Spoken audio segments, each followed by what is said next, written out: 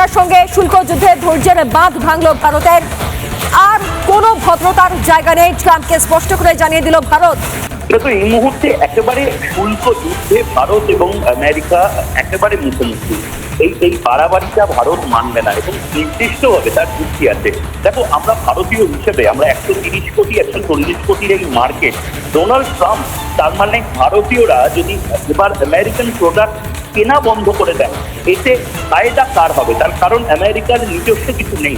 America সারা পৃথিবীর brain করে নিজেদের যে প্রোডাক্ট সেগুলোকে ত্বরান্বিত করে। অর্থাৎ খুব নির্দিষ্টভাবে ভারতের থেকে মেধা কিনে, ভারতের থেকে বিভিন্ন ধরনের জিনিসপত্র কিনে, চায়নার থেকে জিনিসপত্র কিনে, রাশিয়া থেকে জিনিসপত্র কিনে আমেরিকা নিজেকে ধনী হিসেবে দেখায়।